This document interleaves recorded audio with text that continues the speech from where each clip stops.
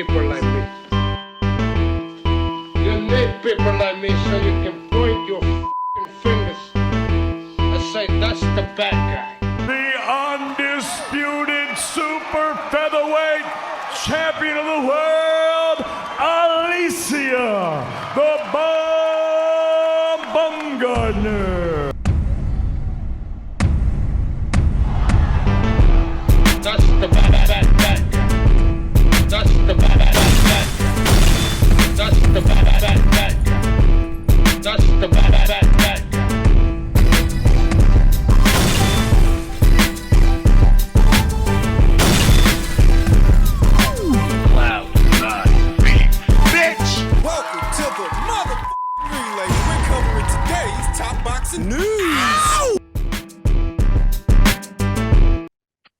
I don't know about you, but I would never come into someone else's situation the way that she did and kind of step into a 8-10 year relationship almost between me and Coach K. Now, I know Coach K gave her the okay, but I called Sandy. I called her when I got back from the Jonas fight because I opened my phone after the Jonas fight. She sent me this long message saying how, "Hi, Michaela, I'm so sorry. I didn't realize I was stepping into your territory. It's nothing personal." All this bullshit, but saying, "Sorry about the fight. I think you won the fight. But, I just realized once I got here that, oh no, I'm in your territory." Like, you just realized that the second you got there?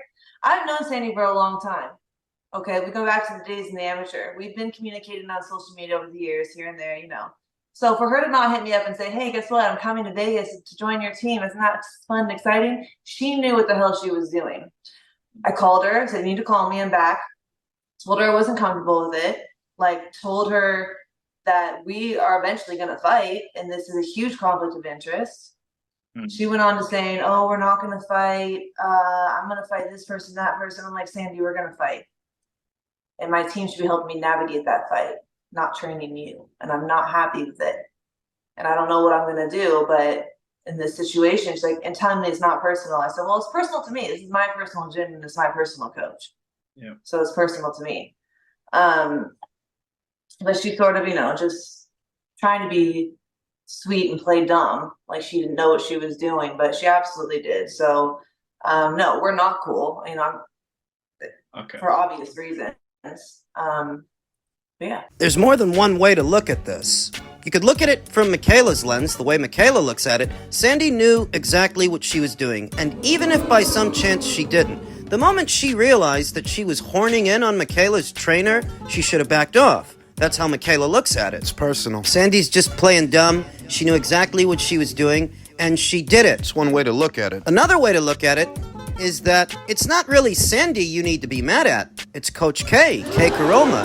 If you've had a relationship with this trainer for 10 years now, and he decides he's going to train one of your rivals, it's really not her you should be mad at, it's him. He's the one who betrayed you. You heard what Michaela said. Michaela was of the understanding that one day they are going to fight. If they are going to fight one day, well, that makes her your rival, that makes her your enemy, and she doesn't owe you anything. All's fair in love and war. If training under Coach K gives Sandy Ryan the inside track on Michaela, then Sandy's just doing what she's supposed to do. Isn't that kind of snaky, though? Michaela says that they had corresponded with each other for years via social media, and they've known each other since way back when in the amateurs, and that's all well and good. But if you are of the understanding that this is someone you may one day fight, as friendly as you guys have been, what you're essentially saying is this is your rival. This is your competitor. Through that lens, Sandy's just doing what she's supposed to do as your competitor, getting the drop on you. I don't expect Michaela to like that, but this fight is happening on the top-ranked ESPN side of things. Sandy Ryan will be the traveling champion, and in that way, the away fighter. That gives Michaela an edge. Michaela's 34, Sandy's 31. Michaela is a long and limber fighter, statuesque, just like Sandy,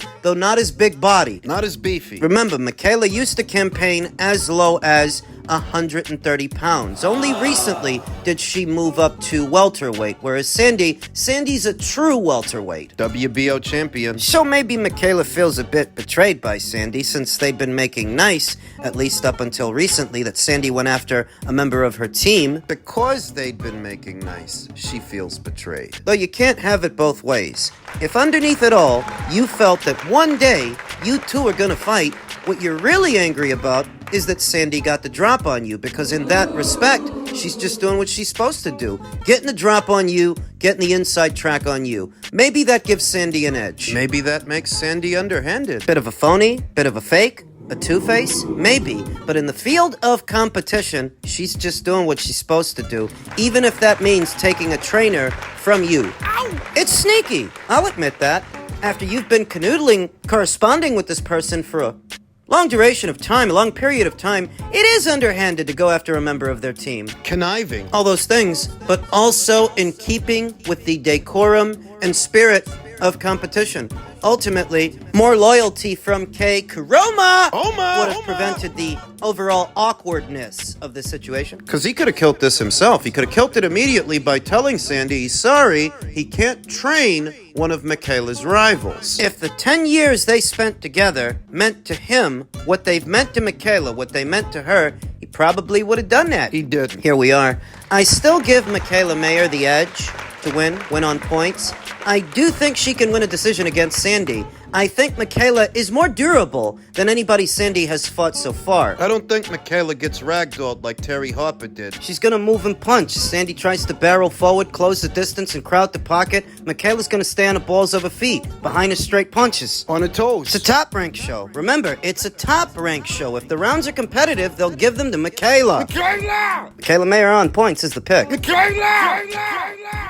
In men's junior middleweight news, Tszyu is targeting titles, not the approval of Turkey Alalshikh. We noticed past weekend, Turkey said he's not going to be working with Tim for reasons that were unspecified at that time, but now we might have a better idea of what's going on. Tszyu is prioritizing a fight with the IBF junior middleweight champion Bakram Murtazaliev over attempting to win over Turkey Alalshikh, according to his promoter. The Australian 25 hopes to fight Murtazaliev before the end of this year, and should he do so and succeed, he will have established himself as a significant figure in what has rapidly become one of the most appealing weight divisions in the world. A different side has perhaps recently been seen of Alalshikh, the chairman of the General Entertainment Authority, where his organization was previously largely recognized for funding some of the year's highest profile fights, among them Terence Crawford's recent victory over Israel Madrimov to win the WBA junior middleweight title. He has been dismissive of Saul Canelo Alvarez, spoken of wanting the UFC event he is sponsoring to overshadow Alvarez's fight in September with Edgar Berlanga, and also said, "I will not work with Tszyu." That Tszyu had previously agreed to fight Virgil Ortiz. Their fight was cancelled because of his struggles to recover from a cut. On the undercard of Crawford versus Madrimov meant him doing so came as a surprise. But not unlike Alvarez and others, his promoter insists he is determined to progress, regardless of the influence of Alalshikh. "Right now, we're going to fight for an IBF world title," said George Rose, the chief executive of No Limit Boxing. Terence Crawford doesn't own that. That belongs to Backrub Murtazaliev. So we'll be fighting Backrub, and we'll be winning that world title. Then we've got another piece of jewelry for Tim, and we'll be looking at what the next opportunities are for him. Alalshikh is pushing Terence Crawford's case. Terence is his Riyadh season ambassador, and he wants what's best for Terence Crawford. Terence Crawford has now got belts. He's a guy we would love to talk to in the future, but right now we're focused on Backrub, and we're getting that fight done. We want to win that belt, and then Terence Crawford is also focused on what opportunities lie for him in this division. So maybe Turkey Alalshikh is growing frustrated with some of the fighters. That if what the holdup has been financial constraints, there not being enough money to satisfy the fighters' financial demands, well, he's providing the money now. He is, in essence, alleviating that burden on the platforms and the promoters by injecting the money himself. So theoretically, things should work smoothly. And yet, there is still some pushback and some friction, which is likely why Turkey may have grown frustrated. An aggressive businessman with an aggressive strategy to get things done. I don't think the door is closed on Turkey Alalshikh working with Tszyu in spite of what he said this weekend. So I wanted to address a tweet that Turkey Alalshikh has sent out he said there's something unclear with the communications from his team, referring to your team, and his team. So I believe we'll reconsider his situation in regards to future fights. Do you know anything that he's talking about there, or can you clear that up from your end? From my end, I can't really comment. My team's in town this week, so hopefully, maybe there's been some miscommunication from both sides, but hopefully, they can sit down and discuss about what's to plan in the future. So in your mind, are you keen to work with him in the future? Or, like, would it be a disaster if that kind of door was closed in your mind? No, I'd love to work with him, because I like what he's about. He's all about making the big fights happen, and I'm all for that, But I've got a team, I've got a professional team with me, and everything is organized through that. How you look at this all depends on whether or not you want to castigate Tszyu for pursuing a world title before he faces Terence, which is slightly different than what we saw this past weekend with Virgil. You see, Virgil was talking about pursuing the winner of a fight that hasn't even been made yet, pursuing the winner of Fundora versus Spence. Where Tim's situation differs from that one is that Tim will be facing Bakram Murtazaliev very soon in his next fight next month. Whereas Virgil, putting off a Crawford fight to wait for the winner of Fundora versus Spence, he'd be waiting for an undisclosed amount of time because we don't even know when those two guys are going to fight or when he would fight the winner. That's where it's different. Tim fighting Murtazaliev is not some proposition that's way out there, like Virgil fighting the winner of Fundora versus Spence, because theoretically he wouldn't get the winner of that fight until sometime next year. Tszyu versus Murtazaliev is going down this year, very soon. He'll never be the king of the division if he doesn't fight Tszyu. Tszyu is the king of the division, said George Rose. Tszyu, who lost his undefeated record to Sebastian Fundora back in March, has spoken of wanting to fight the 31-year-old Murtazaliev in enough time to be able to secure another date before the end of this year. Ambitious. If he beats Murtazaliev, becomes IBF champion, he can then move into a unification match with Terence Crawford, which could be for more than just one world title, more than two. It could be for three if Fundora vacates the WBO, and that goes to Terence. So the door's not closed. It's not closed on Tszyu working with Turkey Alalshikh, as they both seem to have the same goal. They want the big fights. Now, when it comes to Canelo and Turkey working with Canelo. To that. Yeah, it's difficult because obviously I'm very fond of both. I think, firstly, His Excellency has one thing on his mind: make the biggest fights that can be made in boxing. And I think he probably shares a lot of the frustration of boxing fans over the last few years. And I think what he's bringing to the sport is extremely refreshing, because he has no interest in poor fights. He has no interest in tick-over fights, warm-up fights. He just wants to make the biggest fights that can be made. So, in His Excellency's mind, the fights that he wants to see are Canelo Alvarez against Terence Crawford and Canelo Alvarez against David Benavidez. I think every boxing fan in the world would share that passion and that, that idea that His Excellency has to make those fights. He reached out to me, His Excellency, the night of the first press conference in New York, and he said to me, I want to make Canelo Crawford. Go and speak to Saul. Let's make this fight. And I said, okay.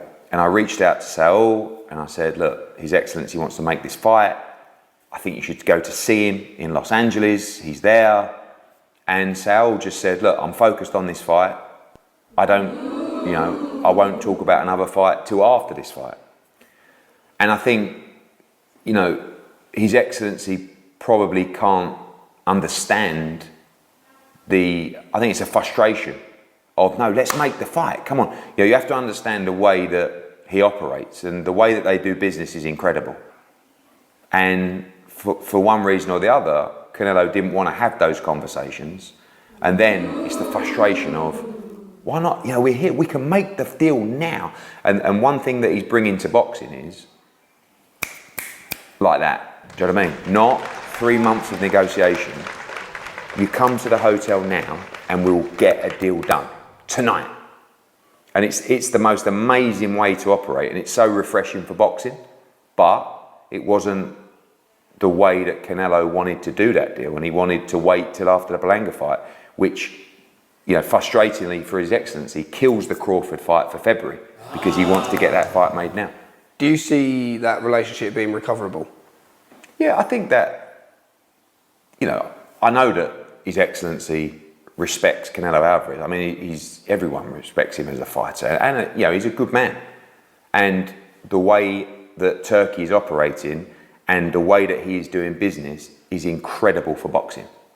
So those two, in my opinion, at some point will work together, but only in the fights that His Excellency deems to be the mega fights. And you've got two very powerful people there. You know, you've got one guy in Canelo Alvarez that likes to make his own decisions, do his own thing in his own time. And you've got another player in His Excellency that just wants to make the biggest fights now. Not in 3 months, no marination. Now, you know, and obviously he will be as frustrated as some fight fans that certain fights don't get made. And his mission is to make sure they do. While their relationship may have got off to a rocky start, it's not outside the realm of possibility that after the Berlanga fight, Canelo will fully explore his options, see what it is Turkey had in mind for him, what else they could work out. Things can change. They can always change. In the name of business. Good business, because Canelo is a good businessman, and so is Turkey Alalshikh. And in the name of business, amends can be made. And if by some chance they can't, You can always learn from your mistakes. Realize that Canelo values his independence, and he doesn't bow to anybody, doesn't take orders from anybody. with that understanding, perhaps a dialogue can be opened between Canelo and Turkey, and maybe they can do some business. And if they can't, if they just can't work anything out, Can't see eye to eye. as much of a Canelo Alvarez fan as I am, if what Canelo has in store for the next 2 or 3 fights is Edgar Berlanga, an exhibition in Japan, then Chris Eubank? Yeah, that sucks. I ain't gonna pour sugar on shit, and I don't like anybody that much. You want to keep supporting Canelo? You can keep supporting Canelo. But those are not interesting fights. Those fights don't intrigue me. Turkey Alalshikh, the fights he's trying to put on, they do. Bottom line. I'm a boxing fan first, and there's more to be done and more fights to be made in the sport of boxing that don't involve Canelo Alvarez. I'm sorry, but he's not the center of the universe. Whatever money they were going to spend on you, they can use it for somebody else. There's plenty of people to go around. And plenty of money. Just saying.